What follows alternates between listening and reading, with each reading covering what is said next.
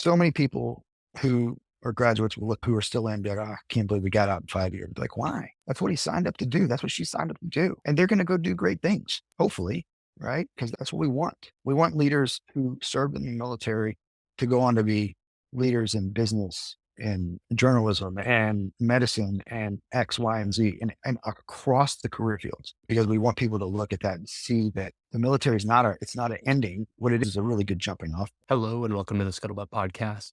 This show exists to uncover the stories and tactics from today's and history's greatest military veterans, all at the top of their craft. This show is for vets looking to expand their knowledge of unique industries and careers. It's for vets seeking personal and professional growth, and for high performing individuals looking to succeed in life and business. I'm your host, Brock Briggs, and I'm committed to bringing you each of those things every single week. Today, I'm speaking with Dan Blackmon.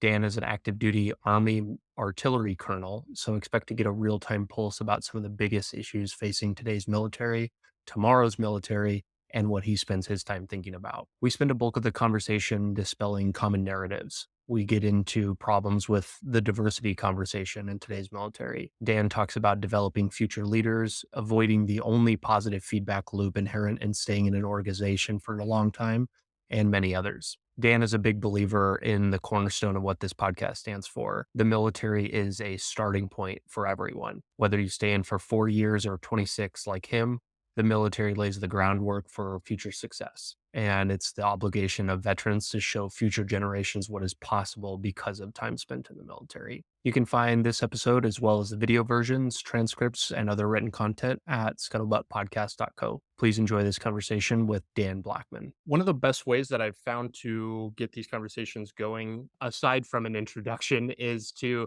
basically just see if we can touch base and if there's anything that's on your mind, life, work related, or life related, anything that's occupying your mind space to just get our conversation going and fluid. And before we dive into anything, is there anything that is pressing to you other than the Cowboys game playing this afternoon? Yeah, as mentioned before, I've been in the Army for about 26 years now, and it is, I lucked into it. We might can get into that at some point in time today on how I ended up in the Army because it was not a normal path. But what I recognize now, having been in the Army as long as I have, is that I'm also now on the very tail end. I've may fewer days on the backside of my career than I have on the front side of my career. I love this profession that I'm in. So my focus recently, probably the last four or 5 years, has been how do I set the next generation up for continued success in the military. So through leadership, through just providing things I've learned over years, through just having seen some things and heard some things and been around some stuff. So what's kind of pressing to me in this time in my life is getting folks excited about what it is we do, hoping we never have to do it in the actual kinetic sense, but always being prepared to do. And so that's my focus lately, is really just looking forward to building the next generation of leaders, because I think that's our goal, is to become better with every iteration of leaders in the Army.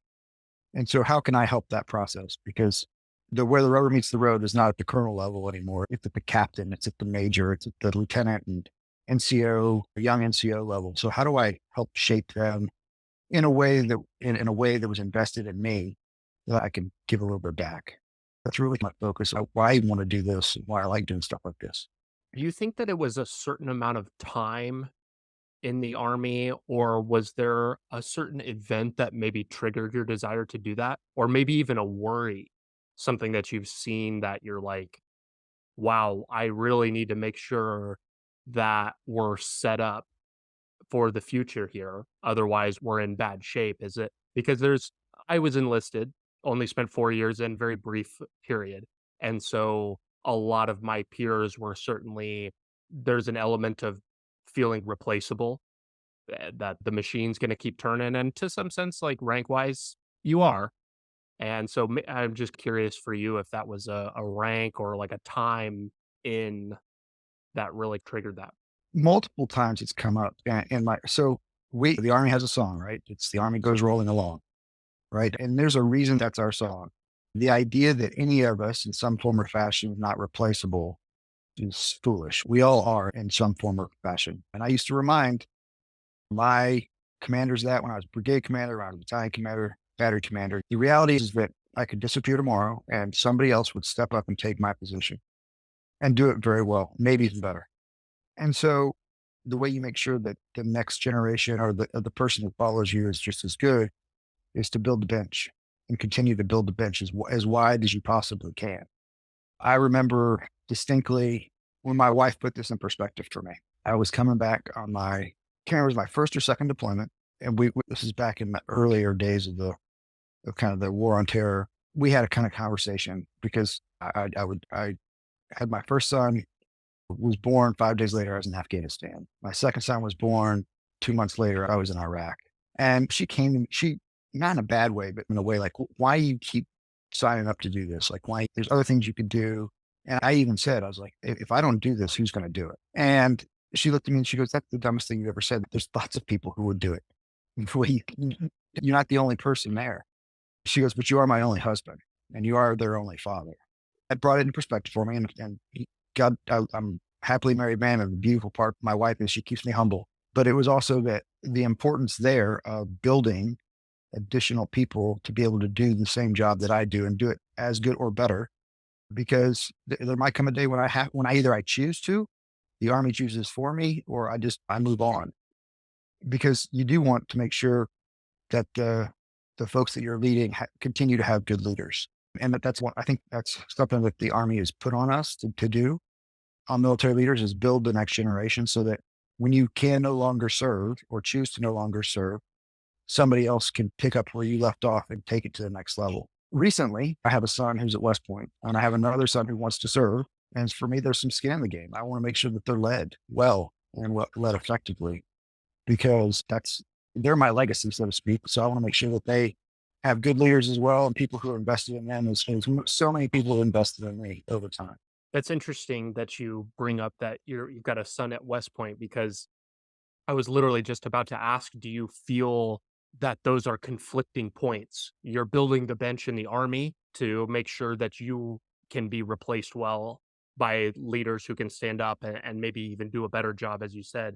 And on one positioning might be like maybe that is in sacrifice of building the bench at home, but you are also when they are going into the army as well, you need to do both because those are also their future leaders as well. That's an interesting kind of dichotomy there. And I didn't always know that was going to be the case. But what I did always know is that some mother, some father, aunt, uncle, whatever, has entrusted me and the people I serve with their sons or daughters. And so having, I think that's a tremendous honor, but it's also a tremendous responsibility. And it can never just be one person. It's got to be a whole group. And it probably took me being a dad to really understand that because there's nobody that is your kids are your life, really. And so when you get a chance to affect other people's kids, you should take that with a lot of seriousness because you're being entrusted to lead them and lead them well. And if you forget that for a second, you can sometimes go down the wrong path. Mhm. And especially for young men in particular, we notoriously develop much later. I know that the person that I was at 18 going into or leaving high school when the traditionally would be going off to college then was a much different Brock than 25 me. And as you say, those military leaders that are leading them at West Point or maybe their first command of sorts are extremely important for development. Yep. It's a fun thing it's a fun thing to be a part of. It's a fun thing to be around because you get to, as mentioned earlier, I'm 50 years old, but in my mind, I still feel pretty young because I'm surrounded by young people all the time. And it's just neat because in many ways, it's kept me young. It's kept me thinking about what is in a young person's mind? What's a young person thinking about? What's important to them? And what was important to me at 20 may not be something that's important to these young soldiers at 20, but the common thread is that I believe that they want to be led well, just like I wanted to be led well. And leadership spans generations, even though interests may not. So, how do you do that effectively across time and space? You said that young people wanna be led well. What does that mean? I think when you're a young person, and you look to somebody who's been doing something for any period of time, they want to be inspired. They want to see themselves a little bit in that. Now, I don't think any 18-year-old looks at me and says, that's the guy I want to be, right? Because I'm significantly older. But I do think that they look to see what what is it that drove me to where I am. So what made me go from an 18-year-old to a 25-year-old to a 30-year-old to a 50-year-old still serving in the military. And so when you break that down to leadership, they want to just know somebody cares about them. And they don't and they don't care so much where your differences lie, they care on where your commonality lies. So when I say they want to be led well, I think they just, people naturally look for inspiration to continue to do whatever it is they're doing or to even do something different. But why do I want to do that? And what is it that makes me get up in the morning and show up to work and do the things that we want to do? I think everybody, irrespective of career path, wants to have somebody who cares about them and wants them to do well. In the military, it's even more, and it's more pressing because they know that if we have to lead in the most dire of circumstances, they need somebody that they trust. And I commonly talk about trust being the coin of the realm in the military. You have to trust your leaders because worst case scenario, we're going to go to a place where I'm going to ask a young person to put their life on the line. They need to trust that I've done everything I possibly can to prepare them for that moment and to mitigate any risk that is going to come in that moment so that at the end of it, they can come out of it alive.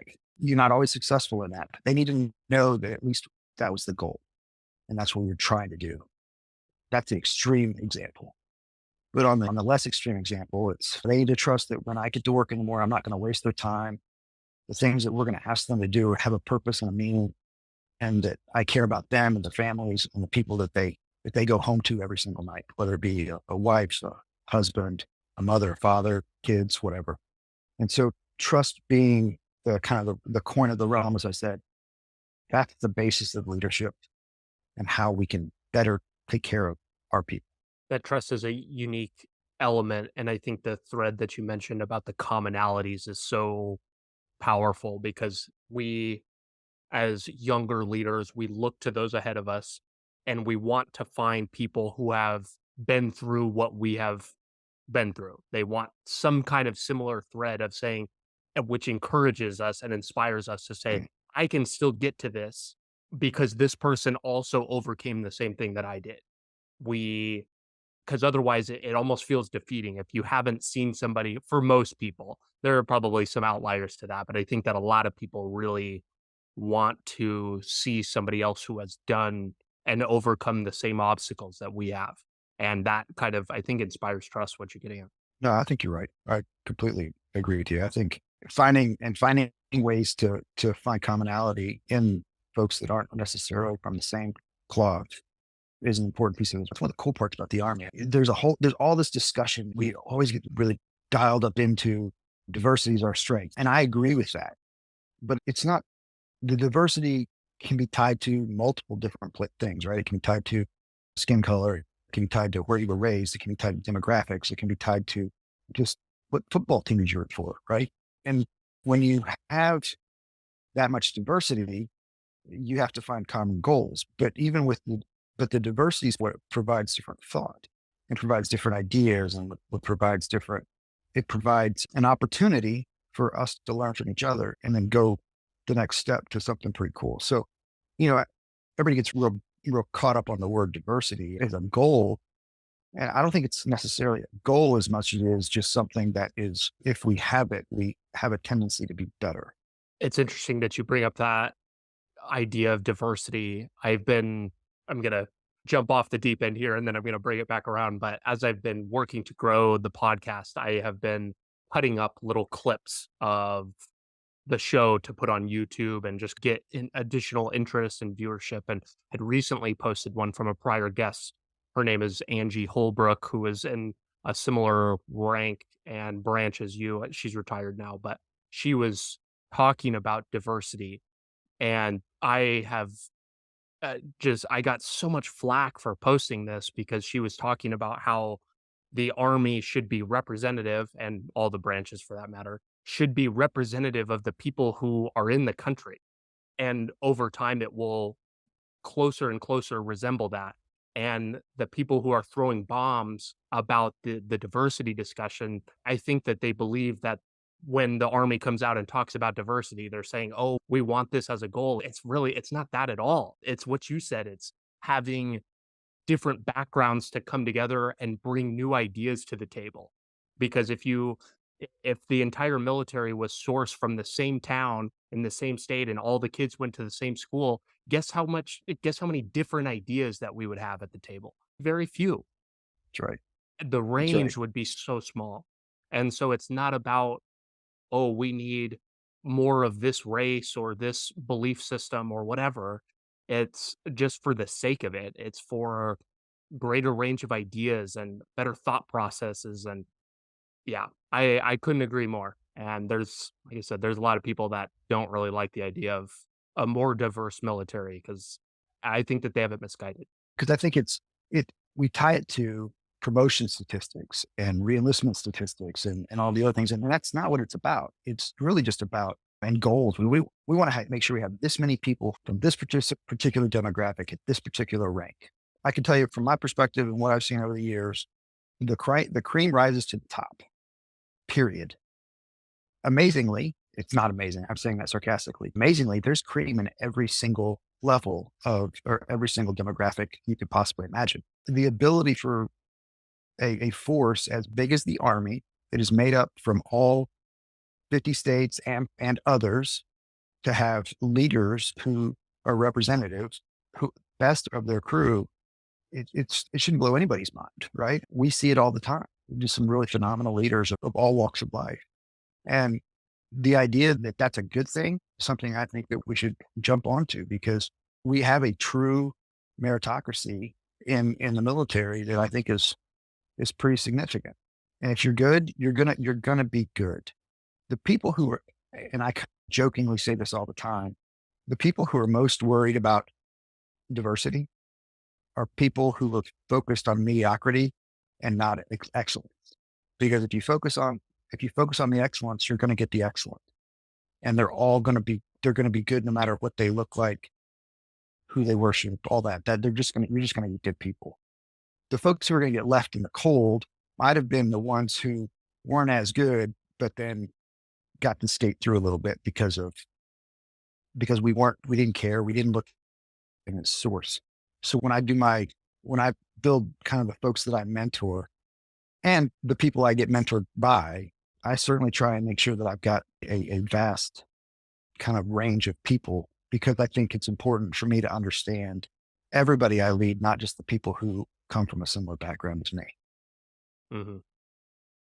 There are certainly some instances where, like, diversity for the sake of it is not necessarily the right way to go. We've been talking a lot about football, just going back and forth about your team that's maybe gonna get demolished today, the Cowboys. They will Um, not.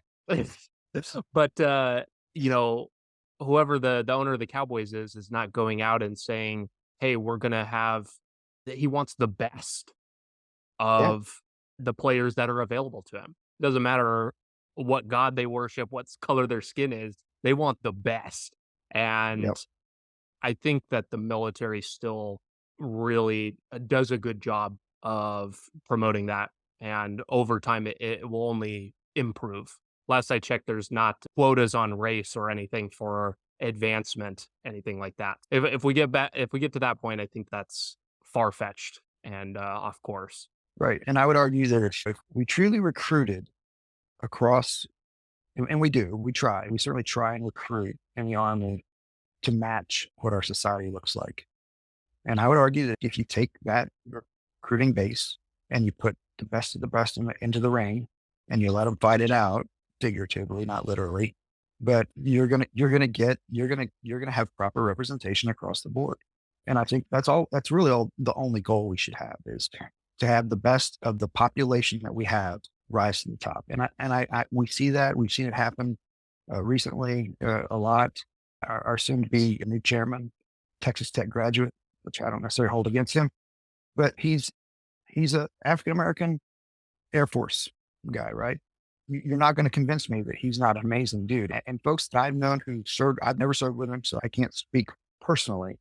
But folks I know who served with him and around him say he's the real deal, irrespective of anything other than the fact that he just knows how to lead people and gets people.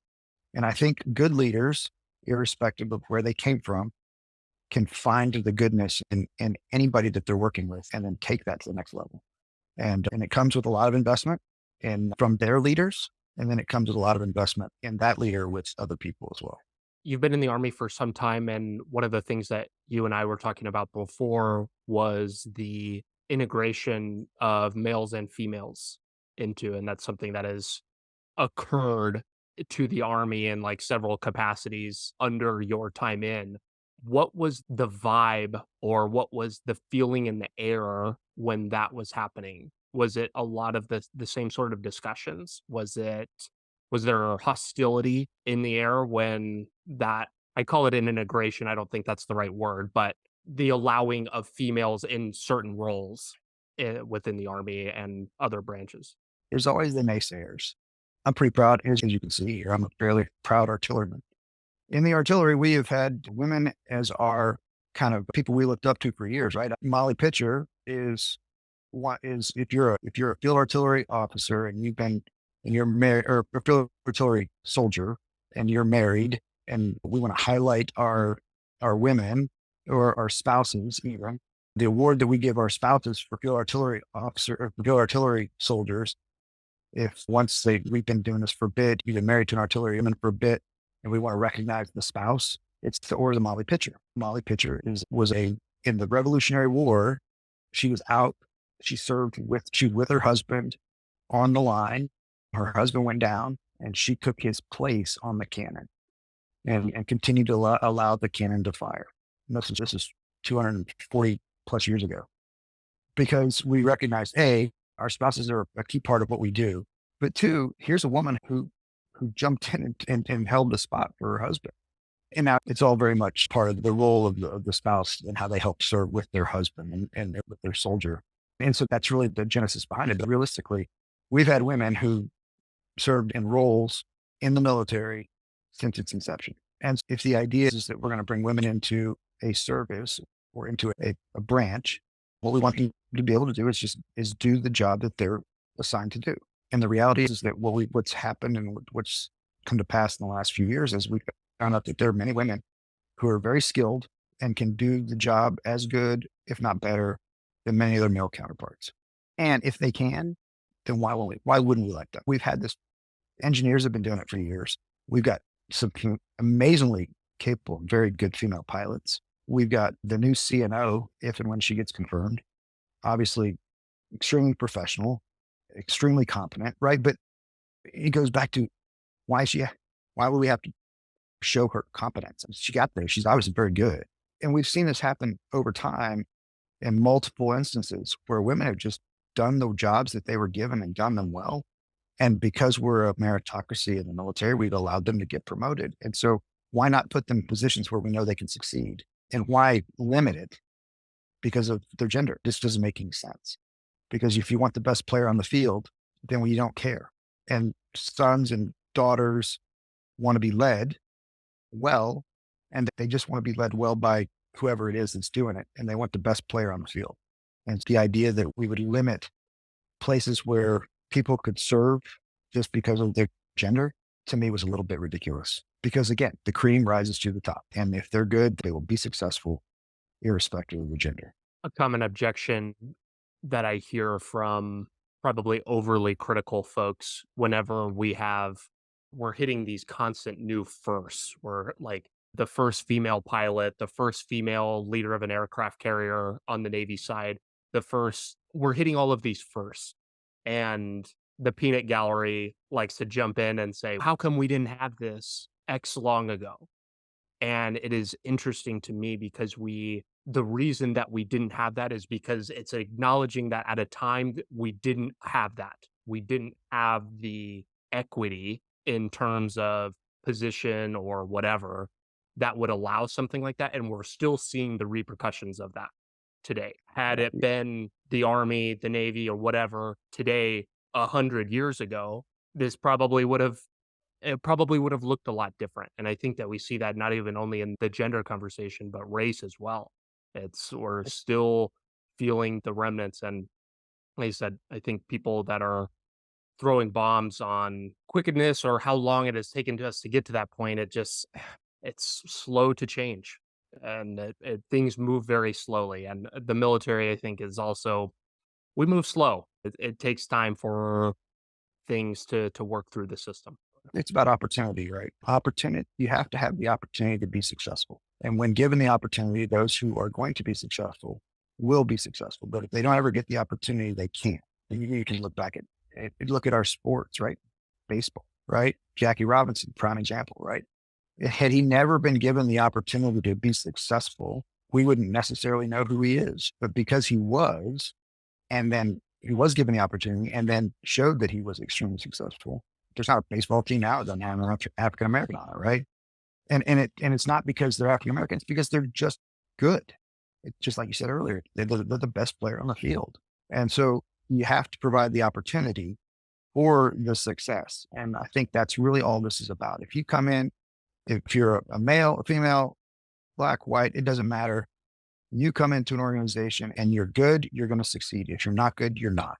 In the military, we should demand the best succeed. And I think that's what we're seeing. I've been fortunate to serve when I first came in the military. If you were a woman and you wanted to serve in the artillery, you could, but it was very limited to what you could do. You could only be in certain formations. There's only certain things you could do. There was not an opportunity for you to be really a battalion commander, a brigade commander, and further. As time's gone on, we've seen more and more come in and be successful. When I was a battalion commander, I had women who were FSOs, fire support officers, fire direction officers. Some were really good, some were mediocre, and some were, just like their male counterparts, right? They spanned the spectrum of excellence. And I would say it was not incongruent to the same. If I had 10 women and 10 males, they generally, the span of excellence went the same with all of them. I didn't have any sprinkled along the way that was abnormal either direction. It was pretty common to have a pretty good span of excellence. And I think as long as you can recognize that, and you don't inadvertently disadvantage somebody, I think that's how you can get a pretty good service and pretty good leadership demographic. So when I look at it from a demographic perspective, that's why I look at a leadership demographic by, say, gender, race, or whatever demographic. It's about my best leaders, period. I find it intriguing to understand massive shifts like that over time in the military, especially, like I said, having served for such a short time. Maybe to get a better sense of your kind of like life and career, maybe give me the rundown of what gets you where you are today. We're going to talk about some of the leadership challenges. We're going to get into a little bit of your profession, but love to maybe just dig into really briefly positions you've held. What gets you to today? I lucked into the military. I did not. When I was a young man in high school, I was a golfer. I grew up playing golf. I was a nationally ranked golfer when I was in high school. My goal in life was to play Division I golf at X university. Didn't care. I just wanted to be a Division I program. And I wanted to go out there and eventually make it on the pro tour. That was my goal. When I was 16 years old, my dad died, and that kind of threw me. 16 years old, your dad dies, you go through some mental anguish that probably anybody would go through. But at that young age, it was probably more pronounced just because I'd lost my hero.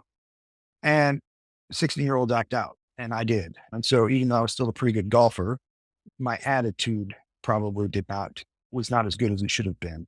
My focus changed a little bit. Even though I was still playing pretty good golf, I might not have been the best teammate necessarily, or maybe the most coachable. And I probably did not like authority as much as I probably wanted to, because I felt like anybody that was trying to establish any authority over me was trying to take the place of my dad. And that was the guy that was supposed to have the authority over me. Before he died, I'd started to get recruiting letters from different colleges.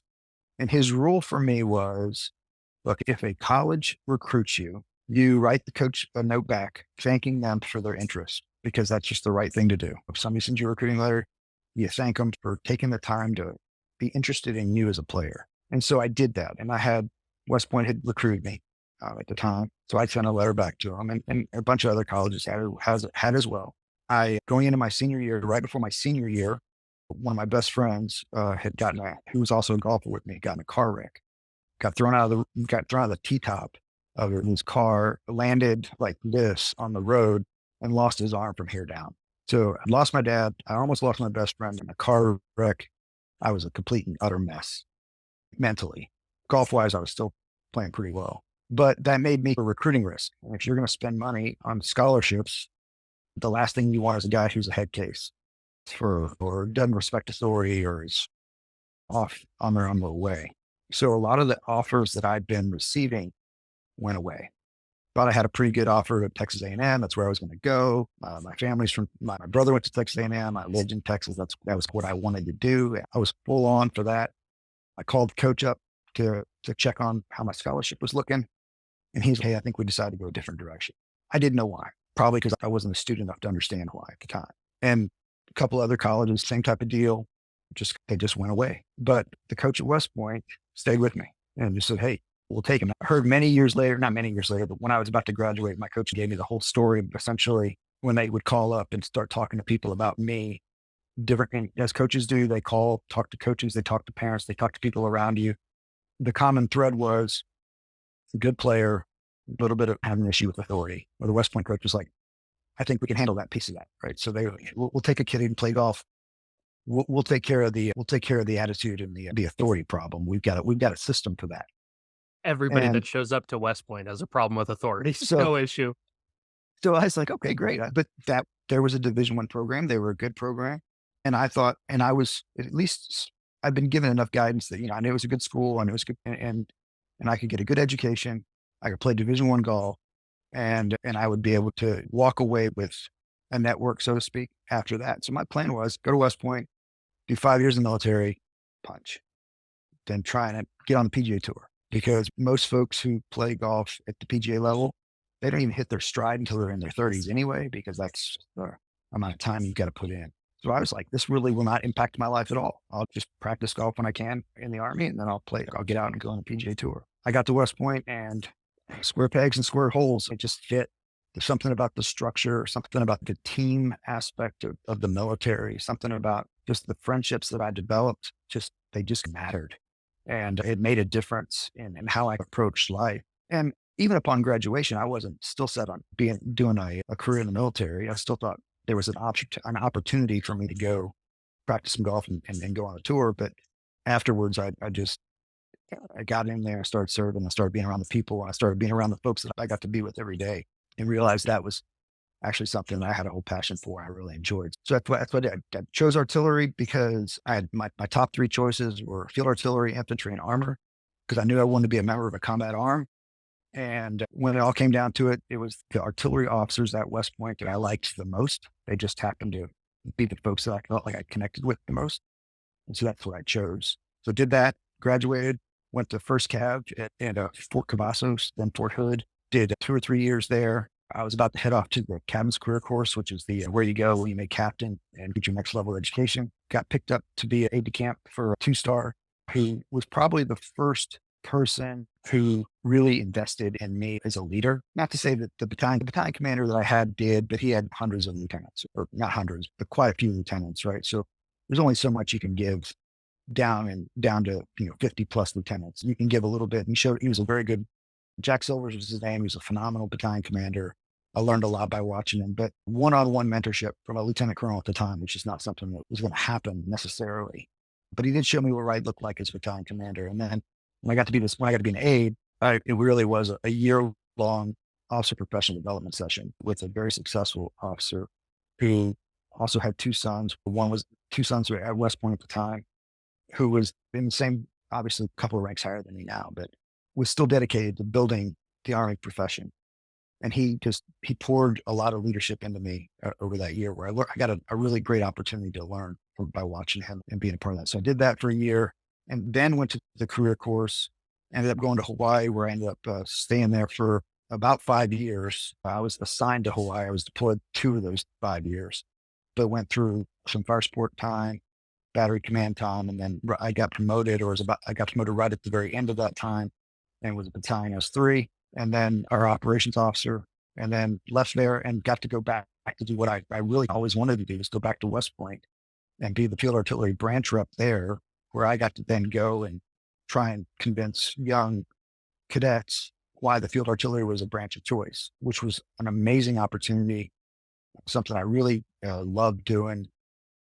That's when I really took this next level of, okay, the Army's great, but I also want to build the branch. So I did that for a couple of years, went back to Fort Cavazos, where I did some battalion time as a battalion XO and a brigade XO, working again for some really phenomenal leaders again, because the closer as a major, I got more one-on-one mentorship from a lieutenant colonel and colonel, because I was in the sphere to more to get it. Had a couple of really great leaders there. Rob Wright was one of them. His son's actually an artilleryman now, a lieutenant artilleryman in the 101st. He's crushing it, doing great things there.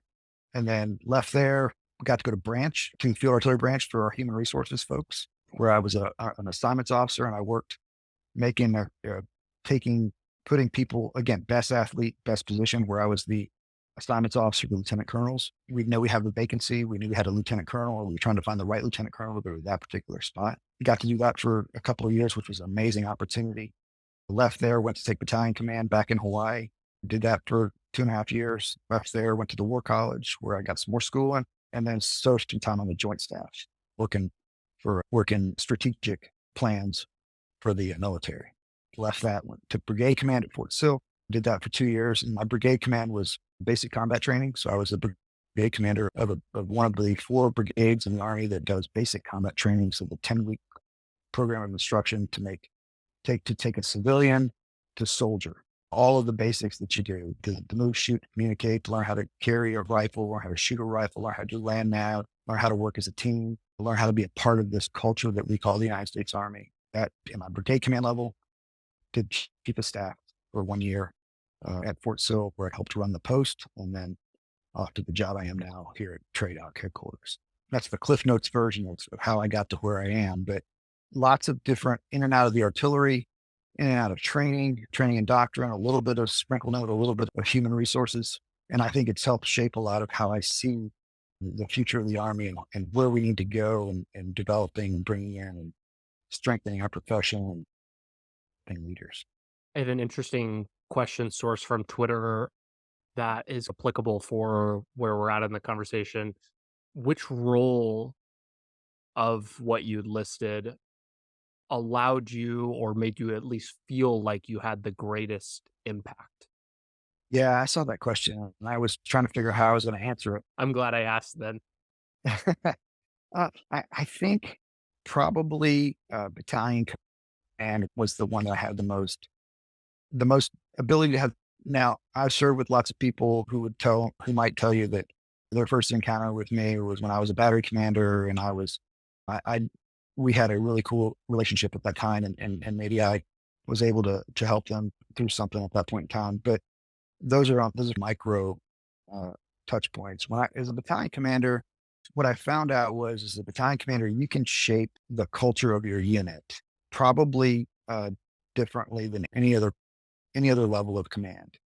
As a battery commander, you have a certain amount of influence because you're in charge of 100 or 200 people, and you can be very impactful in that very small group. But you're still beholden to some degree, your battalion training schedule.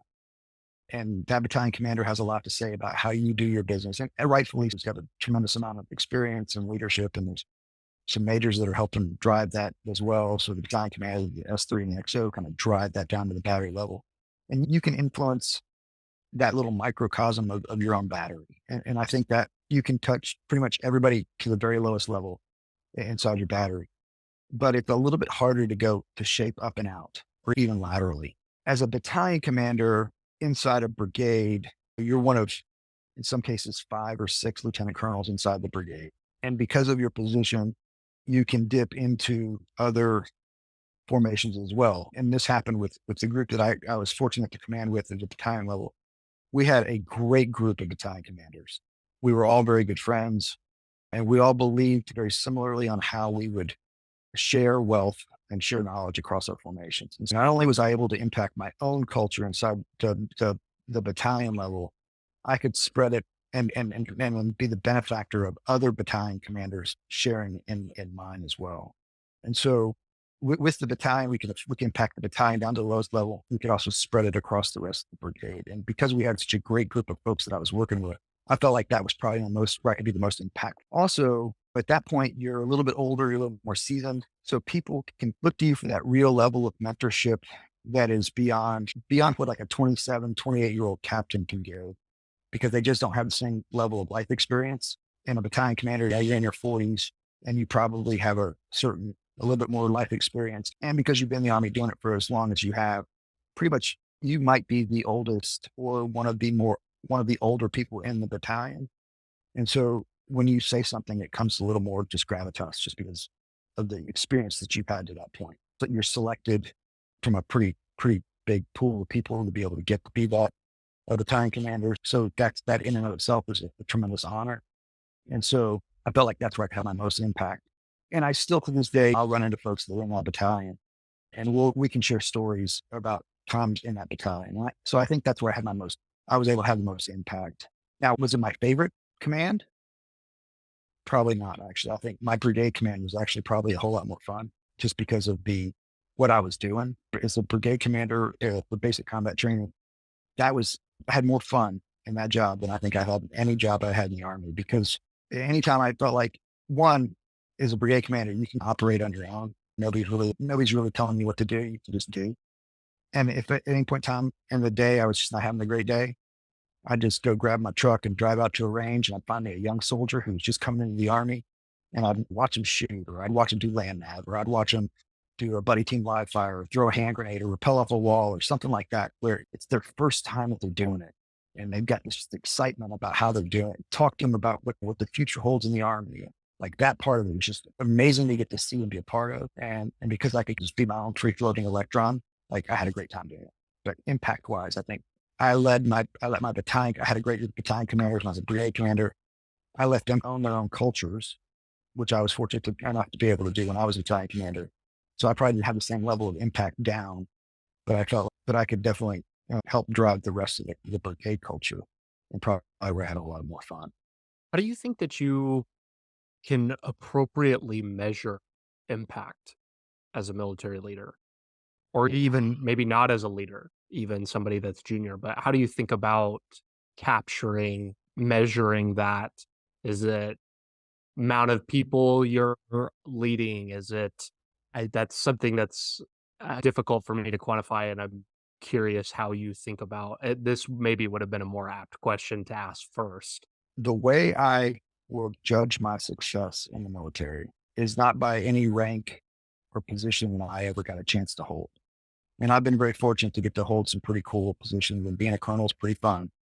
But when I look back on it now, where I really get excited, where I can really feel like there's been a difference made, is not by anything I've done, but by the number of people that I had an opportunity to lead who are now in positions of authority and leadership.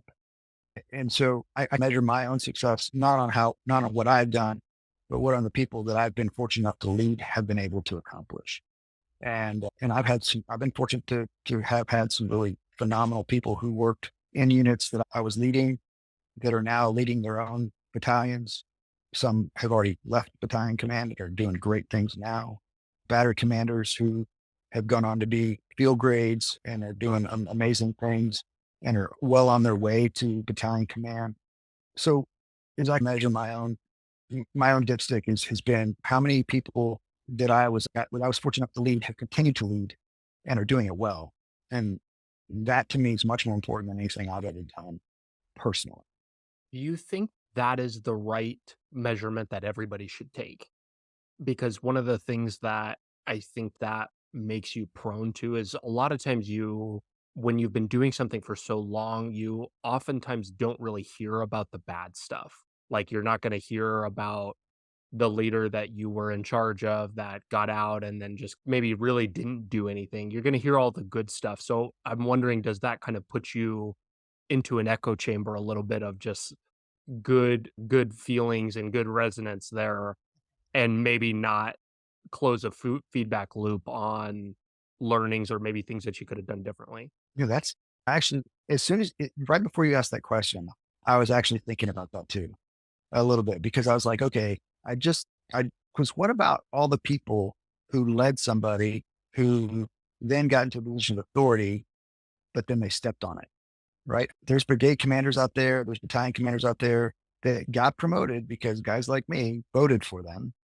And then they got into that position and they did not succeed. What does that say about the person who voted for them? To be fair, not every single person that I've ever led has gone on to be a successful officer or non-commissioned officer. And I've had people that I thought the world of that just it didn't work out. I guess the other danger point to your question there is if you're or if the what I just described to you was the way I measure myself, the way I try and define my own successes, how many people from I that I got to lead also were successful, then if I'm not careful, I will build a kind of a cabal around my people where they may not be the best, but I'm so dedicated to making them look good so that I can feel good about how far they got. It's probably something that could be dangerous if you're not wary of it, because you could, in that case, promote folks that weren't as good as you thought they were in an effort to make sure that you felt good about yourself pulling people along. So I'm trying to think in my head where that might be the case. Have there been people that I've led or that I thought were doing the right thing that ended up not doing the right thing? There's probably some. And was it something I didn't see at the time? Maybe. Feel like I've been a fairly decent judge of character and leadership. Again, I probably hadn't got it right all the time, but I think I've got it right, more right than I've gotten it wrong. And so I feel this on you like, man, you really got me thinking. It's very curious because we as human beings, we naturally tend to, and this is just one example. Like this is just something that I've been thinking about in life in general. It's not even just the military, but we tend to remember things much differently than how they happen. Boot camp was probably one of the worst couple month periods of my life, but for some reason, I look back and be like, yeah, that was the good old days. It's just there are we have different feelings about things as we go on. And in the military, again, wasn't in really long enough to see any kind of like recurrent themes or things that like came back to me over time. And so it's just interesting to dig into somebody that has spent more time in there and had more opportunities to run into good or bad or and maybe the flip side of this is maybe it doesn't even matter. Like, we're at the end of the days when we're 6 feet under, like, people are gonna be standing next to our grave and talk about all of the good things that we did, and all of those bad things just go away. Like I said, maybe that question actually doesn't matter at all, but I'm just curious in terms of the I, feedback loop. I think we have to be probably thankful, especially so like I am I'm the third child from my mother, right? So I have to be at least thankful that people don't remember the bad. Because if they did, no woman would ever have another kid, right? There's nothing pleasant about childbirth, I don't think, right? And so the good has to outweigh the bad. And I think, sure, hindsight being 2020, you sometimes look at it with a little bit of rose-colored glasses. Prime example is Ranger School, right? Ranger School was 63 days of misery. But when I think back on Ranger School, which was 20 something years ago, I don't remember. I remember being miserable. I remember being tired. I remember being hungry.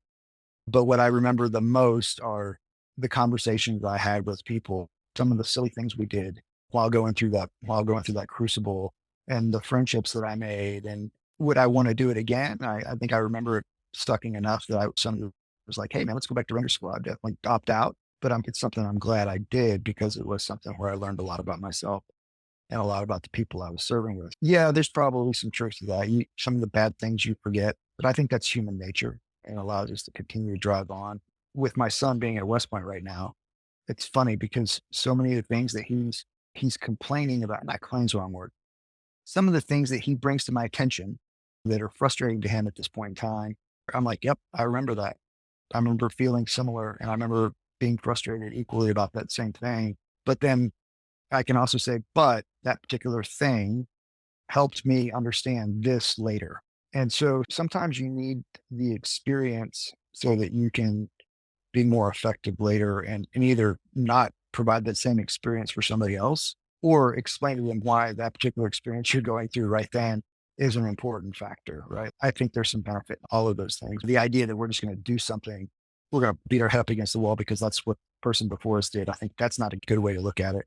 but there are reasons why we do certain things in the military that when you're in them, you may not necessarily understand them and you don't fully understand them until later on. And can we do better at that? Absolutely. Should we do better at that? Yes, we should. I think I've seen the military make a lot of really good changes based upon that as we've gone through the last few years, but we still have ways. There's still things we could do better. Getting stuck in your old ways is not always a good thing. You said that there's some things that we could do better. What are those? So one of the things that the military is probably famous for is wasting time.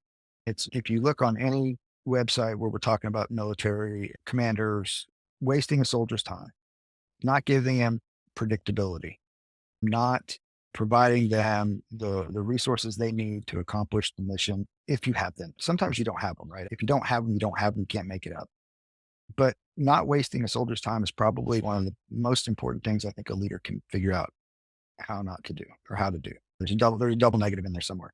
But how do you not waste soldiers' time? And that's one of the things that hurry up and wait is synonymous with the military, right? The old joke is that HUA is not actually spelled HOAH. It's HUAW for hurry up, or HAW for hurry up and wait. And so when you say HUA, that's really what you're saying.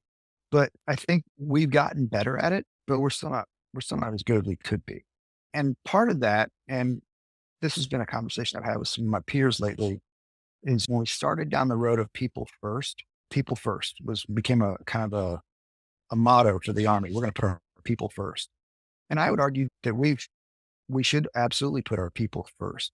But what does that mean? It doesn't always mean don't train them hard.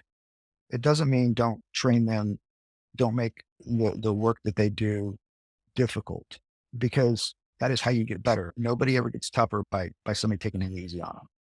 So you gotta train hard, but you have to train effectively, and you shouldn't waste their time. If you've done, there comes a point when diminishing returns, right? Practice doesn't make perfect. Only perfect practice makes perfect. So practice purposely, and if you can do that right, then you don't have to do it 100 times. If you practice perfectly, you only have to do it 10 times, right? So demanding excellence and putting the time in to make sure that everything you're doing to train is as effective as it can be when you do it, that will save you time in the end and probably will end up saving lives in the end as well. I think there's been a pretty good understanding of not wasting soldiers' time. To truly train the standard is an important thing. We sometimes forget that. And sometimes it's just we have a closing business formation at 1700. So we're gonna stay here and sweep the deck until 1700. The reality is, okay, maybe sweeping the deck isn't what you need to do. Maybe there's something else that you could be better at right then and there, and you could take the time to learn it. We never should stop learning. And anytime you have downtime, instead of just finding busy tasks to do, you should be finding a way to make yourself better. Leaders who get that find ways to fill that void. Leaders who don't get that then either do one of two things. They waste soldiers' time, or they say, all right, we're done for the day. It's 1500, get on out of here. Okay. They may appreciate that then because they now can go do whatever it is they want to do in the 2 hours they would have had. Or could we have found something that we could have done for that hour and a half that would have made them a better soldier, a better leader, a better X in their craft? But to do that, you have to resource it, you have to plan it, you have to have it ready to go, because if you try and build it on the fly, it's going to waste time. So there's this kind of nice mix of, we want to make sure we aren't wasting soldiers' time, but to not waste soldiers' time, we have to be prepared to have something that's meaningful for them to do. And if we don't, and we don't take the time as leaders to prepare that and schedule it, then we are just going to waste their time in the end. And that's where training schedules matter. That's where being proficient in your own craft is important, because that's when you can find those little times to make the time that you have more meaningful. But if you don't have a way to make it more meaningful, don't just have them stand around with doing nothing because you said you were going to have formation at 5 o'clock. That's the people first piece of it. And to be fair, it started getting used as a punchline as opposed to what it was really meant for, which is it's bigger than just time off. It's about being effectively trained, uncommonly good at the common, which is one of the things I used to always talk about. The difference between a good unit and a great unit is a good unit does the uncommon uncommonly well. And I think there's ways to always be moving towards that level of perfection. But if you waste people's time in an effort to get to perfection, you will end up hitting a point of diminishing return. So it's finding that balance and recognizing when you haven't. I think you highlight an interesting thing that I haven't heard most people talk about. It's almost a question of efficiency rather than just it's not, oh, we need to let people out at noon every day. I don't think anybody expects that. We want that as junior troops. We want to get out at noon on Friday and go home and party and have fun. Certainly when the expectation is set that we're going to leave early and don't, that it just grinds your gears to no end. I spent probably all 4 years of my military career in the perpetual state of we're leaving at this time and it's actually another time. But certainly using the time effectively, because that idleness is it's mind numbing and it's painful and it's degrading to the organization and like the use of resources that you have available. And it's not intentional. It's just like you said, people who are not ready to take advantage of that time. Hey, we have another hour and a half till we can leave. Here's what we're going to do with that time. We're not going to just sit around or go hide until to avoid finding more work until it's time to go home. Some of the most meaningful times I had with my soldiers as I've been growing up in the military, some of the most meaningful times I had were some of the unscheduled things that were going on. Now, that's a lot of times when we really got to know each other. Like we really got to spend some time. And sometimes it was just joking around. Sometimes it was, we don't do this anymore, but back in the old days when we used to shine boots and shine shoes, right? That was a cool time. I think not too long ago, I posted a picture of my, because we finally went back to the AGSUs, these green uniforms, and you got the brown shoes. And that provided an opportunity for me to shine my shoes again. And it was, I remember as a young cadet and then even as a young soldier or young officer, we had to have your shoes shined before the first formation, or we had to, and sure, by the end of the day, they look like people have been wearing them all day. But I remember because I didn't live on post, so I'd have to bring all my stuff in, and I would get done with PT, I'd take my shower, and then I'd walk out and I'd sit in our little area and I'd shine my boots up before for formation. I had, I don't know, 20 minutes to do. And at one point in time, some of my soldiers realized that's when I would shine my shoes and they could get 20 minutes of uninterrupted time where we could just sit and BS a little bit. And like we would get a little group together, and it wasn't always the same group. It was just different people. We'd shine our boots up and then get ready to go to formation. And I remember at that time being not really probably appreciating it as much as I do now, but I look back on it now, like, I learned a lot about some of my leaders when I was a young cadet trying to figure out how to shine shoes.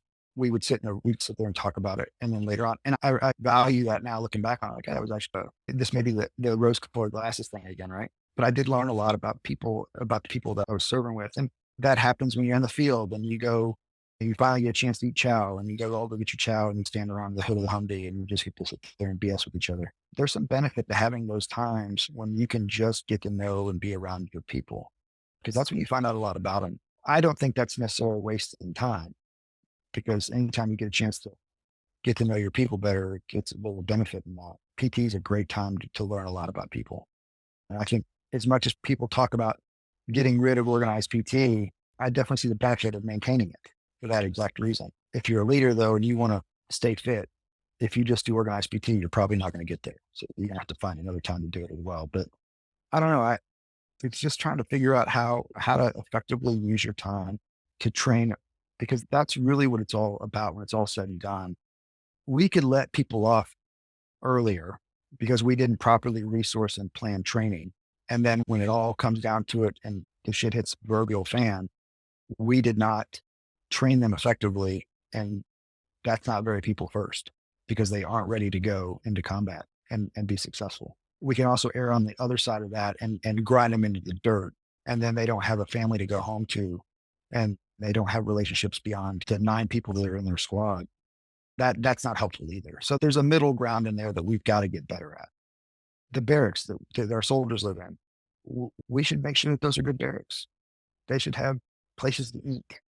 And it's always popping up. And it's probably was a problem when Jesus was a private. But we should always be striving for the next level of goodness. And what does that look like? And there's some really great ideas out there. I get asked all the time, why are you on Twitter? Like, why do you go there? And it's because it's a little bit of a sounding box. There's a lot more negativity on Twitter than I would prefer. I'd like to see a lot more positivity, but if you just tune out the negative, you sometimes can't get to the positive. So you got to figure out, again, it's a balance. You got to take, because there's some good points that are being made about what they'd like to see in their leaders. And if you're not trying to figure out a way to either explain to them how that exists or trying to make yourself into that person that they want to be led by, you may be missing the boat a little bit. Do you think that the military has seen perhaps higher than normal attrition in recent years than in past years because of the lack of listening from senior leadership to implement some of those changes? So the stats will tell you absolutely not. We are actually at an all-time retention high. The reality is when people get into the military, they stay at a fairly high rate. Not all. We're not supposed to. We're built on an attrition model, right? There's not as many, there's not as many spots for colonels as there is for lieutenants, right? So you're going to have to get rid of officers along the way. Same thing with privates and sergeants major, right? It's so we're built on an attrition model, no doubt about it. But we definitely once people join the military, we're keeping them. And I think a lot of it's because one, it is a very cohesive force, and it's hard to find that somewhere else besides the military. It exists in other places, but once you find it, like, why would you give it up to try and find it somewhere else?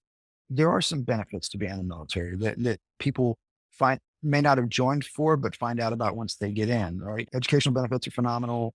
As much as we may or may not love TRICARE, I will tell you that I've seen what people who don't have TRICARE have to go through, and it's not always great either, right? And sometimes it's meant much worse, right? And there's a mission that means something that sometimes it's tangible. It's something you can understand. And I think that's something that a lot of people are looking for, to have meaning. I think that folks of my grade probably put a whole lot more. We probably think we have more to do with attrition or retention than we actually do. I don't think the 22-year-old staff sergeant is reenlisting because of me. He's reenlisting because he's got a sergeant first class that leading him well or her well, and he wants to continue or she wants to continue to be a good, solid leader. All I can do at my level and even at the battalion commander level is just help drive a culture where young leaders can continue to be successful. Senior leaders, I think we need to recognize that we have the ability, because of the ranks that we hold, to influence things very quickly. If a captain says, I want to do X, it doesn't necessarily happen very quickly. If a colonel says they want to do X, things move quicker. So when is it appropriate? When is the right time for a senior leader to say, we need to get this thing done? And here's why we need to get it done. And then I guess the second piece of that is what's going to be the cost of us saying, let's get that done? Because we've all seen that happen too. We've all seen the colonel or the lieutenant colonel or the general officer who has this thing that they're concerned about, and they say it in a meeting, and then people do cheetah flips to make sure that thing happens. And it comes at the cost of the well-being, caring, and feeding of a junior soldier, because now they're having to completely upend whatever they had planned or what was on the training schedule to now make sure that this little pet project gets taken care of. So I think as senior leaders, we have to be very careful and cognizant of what it is we put our thumb on to say we need to make sure that this gets done correctly. And probably more importantly, the most important thing we can do is protect those who work in our formations, protect their time to do the proper level of training so that our whims don't go off in some sort of random way to influence and completely change the way things are happening down at the lowest level formation. Because it is the old whip analogy, right? A little flick of the wrist and something huge happens down here. We got to be very careful about what we say, because it can have a very significant impact on the younger soldier. Having good non-commissioned officers in your ear makes a huge difference in that regard, because sometimes you might not recognize that you just said something that was going to cause that. And you need somebody who can call you back at, hey, sir, if you do that, this is going to be the cost. And so you got to have a trusted network that will give you honest feedback on what it is you say. Because if you don't have that, then sometimes you might believe your own BS. But I don't think we're seeing attrition I don't think we're having an attrition problem because senior leaders aren't doing the right thing. I think there's a little bit of a perceived attrition problem because a lot of times the people who are most disgruntled are the most vocal. And that's not to say that they don't have legitimate complaints, because I think some of them do. And if you've been mistreated and you're vocal about it, running, you probably should be. There's good feedback, and there's good feedback and things that didn't go the way you want it to go. But I don't think the casino owners don't care. I'd like to think that. And again, maybe that's my rose colored glasses. I work with a lot of great guys and gals that are fairly senior. I don't think any of them are trying. They will wake up that morning and be like, I'm going to do something really stupid to piss off a lot of young soldiers. They may not know they did it. What they may not have built in effectively is that feedback loop to talk about how that did impact them. I feel like I was pretty fortunate. I feel like I was pretty fortunate when I was in command, both brigade and battalion level. I had my moles, so to speak, but they were trusted agents that would come up and be like, hey, sir, what you said and what I think what you meant were two very different things, or what was transmitted was not what you intended. And it allowed me an opportunity to correct myself. I think it's important that you understand like how you're being perceived because it's like you said, a lot of times there's a very large disconnect in between. It's classic communication problems, and they communication problems are at the heart of a lot. There it causes more grief than we need, and I think that more time and focus ought to be spent observing issues there than we currently do. Not even just in the military, that's life in general. One of Yeah. the things that you had told me when we talk about how we communicate with people, you called it foolish when leaders call young soldiers quitters for exiting the military. Why is that? Again, so it goes back to my original, my point there a minute ago is that we're an attrition model. When a young man or woman raises their right hand, they did not sign up for a 20-year commitment, right? They signed up for an initial entry contract. Mine was 5 years. Some people enlist for 3 or 4, and that's what they said they would do. Now, my expectation is if you sign up for a 3 or 4 or 5 year contract, from the day you enter to the day you leave, you run through the tape. Give me everything you got for that contract, because that's what you said you were going to do. If I want you to stay longer, that's my job. If I believe that you should stay in for longer than 4 years, then I have to provide you a climate, a culture, and a desire to want to continue to pursue that. So if I don't provide that for you and you get out after your contract that you signed up for, that you served honorably through, you didn't quit on me. You either didn't want to stay for longer, and that's a perfectly acceptable reason, or I didn't provide you the proper purpose and motivation to want to continue. Neither one of those is on you. One of them's on me, one of them, and then the other one is just that's what you said you were going to do. So adhere to what you said you're going to do, and you do it well, and you do it for the amount of time you said you were going to do it. Then I should hold you in high esteem because you did it well. Now, the reality, and I think this is what we were talking about that particular go around, is that the Army, we're in the middle of a little bit of a recruiting challenge, right? One of the reasons we're in the middle of the recruiting challenge is because there's a lack of veterans that are just that exist in culture to then talk about the good stuff that happened to them in the military, right? But if you want people to talk good about what happened to them while they're in the military, you can't treat them like crap as they leave it, because that's not going to help you with your process. One of the benefits of the military is that it provides you a basis of something to build off of. It's a foundation on which you can build the rest of your life. When we recruit a young 18 to 24-year-old to come to the military, we recruit them for that first enlistment because we want them to come in and build that base. If then from that they decide to make a career out of it, awesome, great. Let's keep driving down that. But if they come in, they spend 3 or 4 years in, they build that base, then get out of the military and then go on to be amazingly successful, almost even better, because they're going to be a phenomenal. That's a great recruiting tool as well as much, if not more, than a guy who's been in the Army for 26 years and just been successful in the Army. Like, here's a person who's been successful in the Army, and then got out and was successful in business, and then has raised a good family and has gone on to do great things in the civilian world. Like, what a phenomenal way to show the American public the benefit of the Army and what it is we do. If somebody comes in, signs up for their X number of years, does it honorably, runs through the tape, we should applaud that as they're getting out, give them the little soldier for life pin, say, now go tell your story. Because somebody at some time is going to come sit down and talk to that person about their time in the military. And if the last thing that they had happen to them as they're walking out the door was somebody like me looking at them and going, thanks for quitting on me, jackass. they're not going to have a great, they're going to remember that. They'll remember some of the good stuff that happened too, but they'll also remember that they weren't treated well on the way out the door. So treating people with dignity and respect isn't just from while they're still serving, it's as they exit the service as well. Because I think we should respect them for signing up to do something that a lot of people didn't even sign up to do in the first place. This is commonplace a lot in my own. So my own alma mater is guilty of this big time, right? Kid goes to West Point, signed up for a 5-year contract, and he gets out in 5 years, right? So many people who are graduates will look who are still in, be like, oh, I can't believe we got out in 5 years. Be like, why? That's what he signed up to do. That's what she signed up to do. And they're going to go do great things, hopefully, right? Because that's what we want. We want leaders who served in the military to go on to be leaders in business and journalism and medicine and X, Y, and Z and across the career fields, because we want people to look at that and see that the military is not it's not an ending. What it is a really good jumping off point.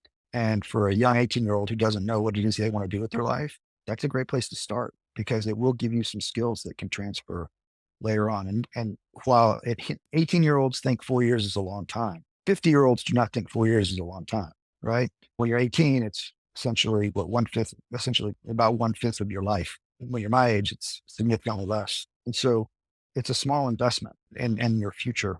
And I think that if we can bring you in and treat you right and provide you purpose and direction, then there's a good chance you'll stay. But if you don't, there's also a good chance that we provided you a base of something that will help you be successful in the future. And that's just as important because once you're in, you're always part of it and you'll always look back to it. And it's something that helped drive you to the next level of success. I couldn't agree with that more. We talked about that a little bit in our very first conversation, and there is nothing that this show stands for more than what you just described. That the military is a starting point for everybody, even for you. 26 years in the army, and the army is still your starting point. And I am confident that this is just a very long couple pages here at the beginning, but still going on to do other things. My wife Another certainly hopes so. oh, I'm sure of it. What does she want to see you do after this? I don't think neither of us have really figured it out. I think there's a lot of different opportunities for what I could do later on in life, and I don't know what that's going to be. What I do know is that I will probably always, in some form or fashion, irrespective of what I do next, will always harken back to where I got started, and it'll always come back to this. And I don't have any clue. And my wife and I talk about it all the time. What are you going to do in the next chapter? I don't know.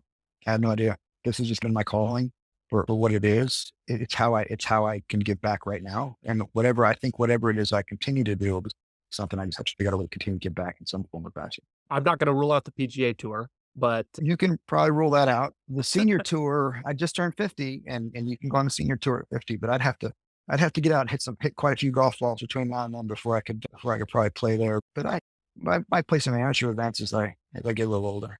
I love it. There's one more narrative as working through this. There's a resounding theme that I'm picking up in this conversation, and we're dispelling a lot of narratives about the military. And there's one more that you and I had discussed before, and it's that people coming into the military today are not as hardworking, not as smart, not as insert whatever adjective here than they used to be. It's always back in my day, this is how people did, this is how people were, things are just worse now. And you said that couldn't be more wrong. Why? So 26 years ago, when I entered the army, there was some old colonel who looked at me and said, he's just not as good as I was when I came in, or they're softer now, and OBC's harder, easier now than it ever was, and they aren't X for whatever reason. The tale is old as time. The next generation is never as good as the previous one. And I can break this down a little bit. The standards for entering the army today are as high, if not higher, than they've ever been. You don't get to come in the military if you're overweight, if you're not intelligent, if you're not morally, and if your character is not of high quality. You just don't get to enter. there are some things that have changed nationally that are different in our own nation. And I would say that maybe the population that qualifies is smaller because of standards that we've imposed on ourselves. But the person that comes into the military is as good, if not better, than they were 25, 26 years ago. I can tell you for a fact, having now put my one son into West Point and my other one's in the process of trying to get in as well. This guy has a whole lot harder time getting to West Point today than I would have 20 something, 30 years ago. It just would have been, it's just harder. The caliber of young man and woman that are applying to service academies is better now than it ever was. But that's also true for the young man or woman who walks into a recruitment office and then passes all of the wickets to join. When I was a brigade commander, I mentioned I was a basic training brigade commander. So at the end of every cycle, I would do an after action review of the 10 weeks. And I would bring in probably 20 kids who were about to graduate from basic combat training. And we'd talk. We'd just have an open conversation about what they learned, what they saw, what they wish they could have done differently. What could we do to make the training better in the future? But one of the things I ended it with when I talked to them, I said, okay, I want you to look to your left and look to your right. And do any of y'all, you've been told you're the best of the best. And that's why you're here. And you've had to overcome a lot to get here. And you've gone through this crucible level event. And you had some pretty significant wickets you had to meet to get to here. Do any of y'all feel tremendously special? And all of them would look around and be like, no, not really. Right. And I was like, okay, that's fair. What if I took all 20 of you and put you out in Main Street America with the rest of the folks that were out there that are your age? Would you feel special then? And they go, oh, yeah, maybe I'd feel special. And I was like, okay. And there's a reason for that. And the reason for that is that right now you're in a circle of people who all had to meet a certain standard to entry. So you're surrounded by people who are pretty excellent. And when you're surrounded by excellence, you often fail to see it. But when you're then exposed to something that's not excellent, it becomes much more apparent, right? If you're in a dark room and somebody flips on a light, everything around it lights up. But if you're in a light room and if somebody flips on a light, it doesn't change. The soldiers that are in the Army today are that light. They're just in a room full of people with light. And old soldiers looking back at young soldiers are like, oh, it's not as hard as it used to be. It's just as hard. It's just a different kind of hard. And you're failing to recognize it because you were one of them at one point in time. And you don't see the other thing that exists because that's not what you're looking at for the light. And if you're trying to look into a dark room for light and all that's dark, all that's there is dark, you won't see it. It's the idea that the young soldiers today are solid. They're very good. They're incredibly smart. Today's young soldier, the answer is so much more important now to when you talk to a soldier. And this is a lamentation for so many of the older folks. I don't know why I got to explain something to this soldier about why they got to do it. And my answer is always, if you have the time, why wouldn't you explain it to them? Now, I get that there's times when you don't have the time. Certainly is true. But if you have the time, why wouldn't you take the time to explain what it is and why it is you're doing X, Y, and Z? Because if you can explain it to them, then one, it means you understand it. You understand the importance of it. And two, it gives them a sense of purpose. Three, it builds on that trust. Because if they know that there's always a reason why you're doing something and it's been thought out, then when you tell them to do something and you don't have the time to explain it, they will do it because they trust that you've done the first two. You could do the first two if you needed to. But these young soldiers, they've grown up with the answer to everything they've ever wanted to know in the palm of their hand. So the idea that we wouldn't take the time to explain to them why we're doing something is important, it doesn't make any sense. Like we should take the time. And generally, it doesn't take a long time because and we all hated it, right? When we were younger, when your mom told you to do something, you're like, Mom, why do I got to do that? She's like, because I told you. We hated that answer then. Why do we expect the younger soldiers now to like it any more than we did? So from a perspective of go back to the initial trust comment, I think it's a really good way to build trust. And they're smart enough to know when you're BSing them. And I think there's some goodness in it. And it makes us challenge our own thought process too. But yeah, I got to see in my time, brigade commander probably put 20,000 kids from civilian to soldier. And I was always impressed with the level of intellectual, physical acumen of a lot of them. Is there probably, are there some that are on the lower end of the physical scale? Sure. Are there some on the lower end of the intellectual scale? Sure. But if they still met the minimum standard, our job as leaders is to build them from that point on. To be fair, if you go to the United States and you take I think we got 350 million people in the United States nowadays. I don't know how many of those are 24 to 7 or 17, 24-year olds. If you just break the physical standards down, they're just not quite the physical fitness level of young men and women in today's society is not what it used to be because we're not doing the same things we used to do when we were young, when a lot of us were younger. That's not their fault, but it's our responsibility now to help them, especially those that can meet the standards. My boys, I forced them outside to play, right? All the time. That doesn't always happen. And to be fair, I was fortunate enough to be able to provide in a way where my kids could do that. There's a little bit of the socioeconomic piece of it that allowed me to be like, hey, get outside and go play whatever sport it is I want you to play.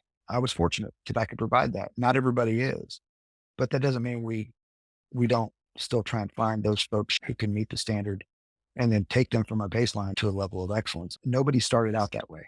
Everybody's got to have a start point. And from our start point is higher now than it used to be.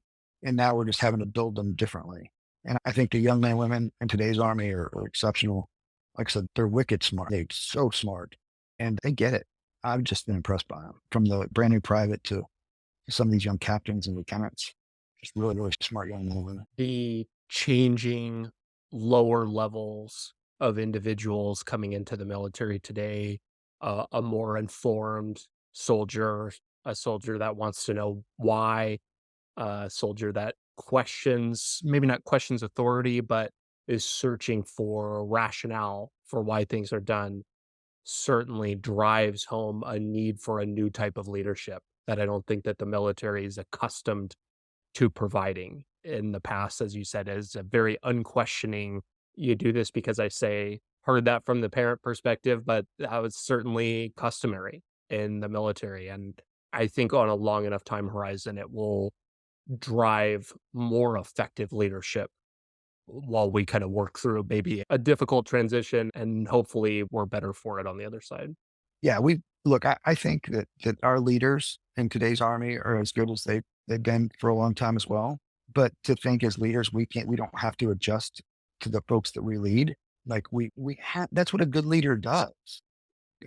You can take a person who's one of I think a very valuable trait of a solid leader is somebody who understands the scenario and the people that they're leading and can then effectively drive them in the direction that he wants to drive them because you're not going to ever take over any formation that is exactly the same as the last one.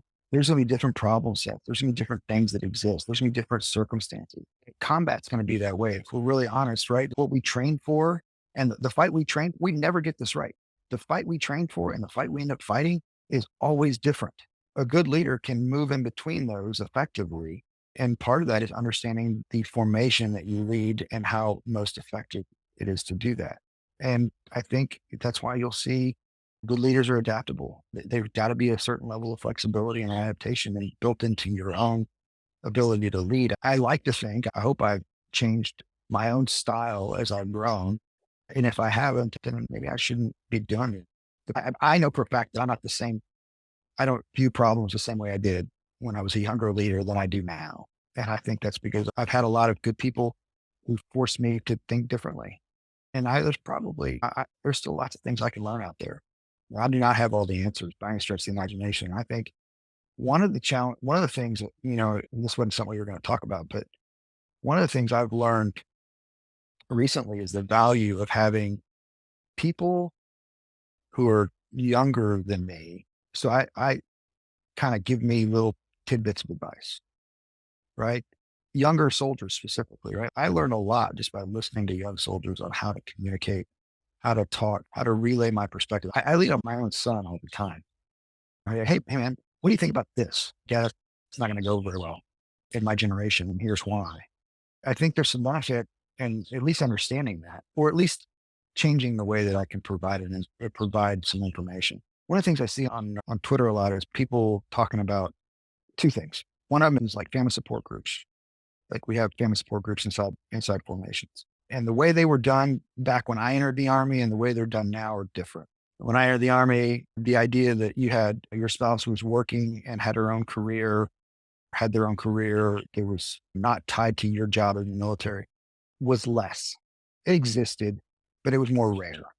Now, almost every lieutenant that comes in the Army, if they're in a relationship, their significant other has their own career that is just as important to them as the military career that soldiers in. So we have to figure out how we effectively balance those two, because we still want buy-in from the spouse. For us to be effective soldiers, we have to have buy-in from our significant other, period.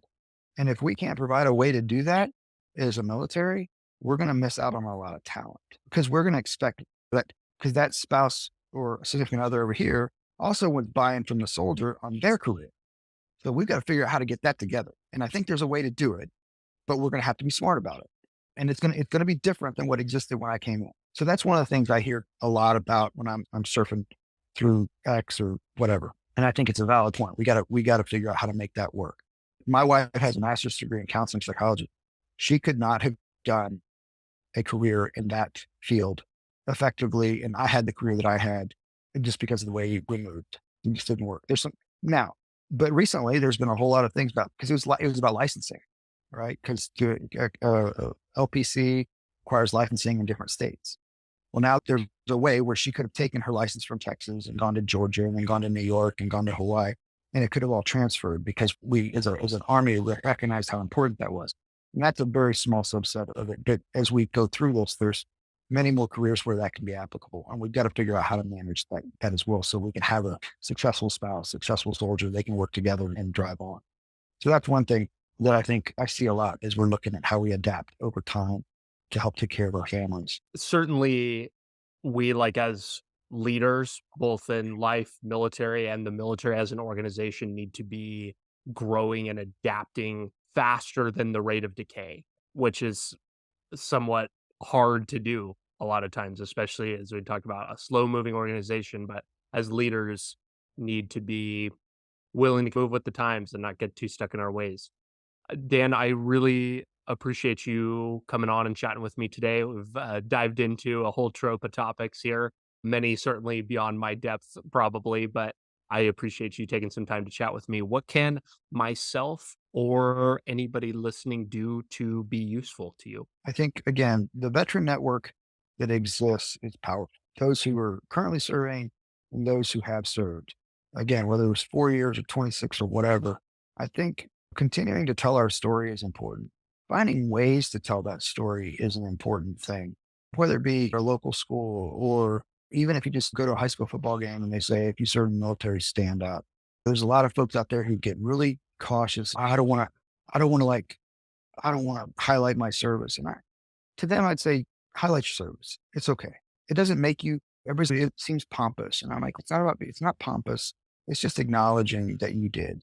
And it doesn't mean that you're better than the person sitting next to you who didn't serve. I certainly don't think that's true. We've got plenty of professions that are out there that are noble professions. And maybe we should recognize many more of them, right? Like firefighters, EMTs, teachers, like all very noble professions. And I would have zero problem if we recognize them as well, right? I really wouldn't. I think it's great. I think we should absolutely recognize them.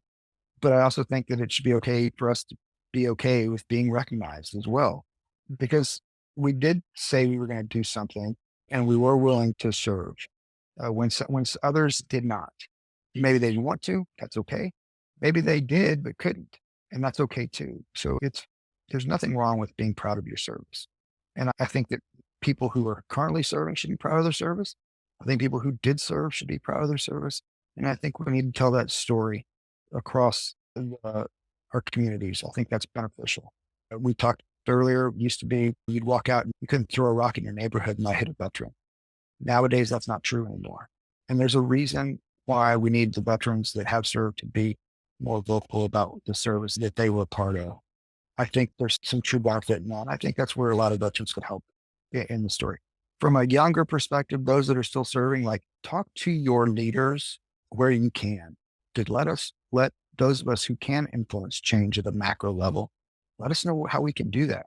Sometimes we just don't know. And I think sometimes throw a couple good stories in with the bad. On Twitter, one of my favorite guys to watch is Happy Captain, because he's got a pretty good little following, cool story with an NCO, became an officer, EOD, just a cool story. But hey, he will absolutely call out something that's not right, but he also tells the good with the bad.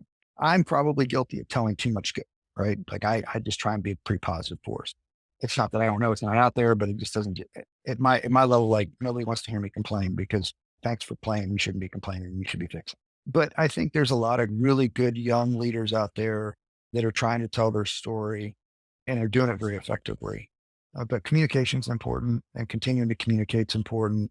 And so I appreciate what you're doing. And there's probably another 10 people I could just roll off the top of my head. But one that I personally was in my brigade is Blondie. She's changed her name a couple times, right? I can't remember what it is today, but she's a young captain that's teaching fire support or teaching gunnery at Fort Sill right now. Which, oh, by the way, gets to one question that was asked: what was my favorite requirement of the 5 requirements? My favorite is accurate target location and size because that's the one that is often most missed. And if you can get accurate target location and size, the other 4 generally get taken care of. That fire battery shoots where the forward observer tells us to shoot, generally speaking. And I would, if we can get good forward observers to tell me where the enemy is, we can generally kill it pretty quickly. So that's my favorite one because I think it's the most important one. It's the one that's most missed. So we've got a great group of young, medium, and older leaders out there. I think they're a great resource. I encourage people to reach out and really ask for advice, help. Let us know what we can do better. Let us know we're doing well, and then keep telling the story. I think it's just important. I couldn't agree more. I gotta keep having the conversations. It's certainly what helps drive the narrative, which I think eventually downstream can result in change. So, Dan, I appreciate you coming on. We barely even touched on artillery stuff, which we're going to have to get into. Just a good excuse to have you back. So, I appreciate your time and thank you so much. So let's do it. Thanks, bro. Thanks so much for tuning in today. Your listenership helps me better educate people like you and the rest of our nation's military, both past and present, on building a successful life outside of military service. If you're looking for more ways the top vets are leading more effective lifestyles, building businesses, and using the resources designed specifically for you, press here for a selection of some of the best clips. Be sure to like this video and subscribe to the channel to stay up to date, and I will be talking with you soon.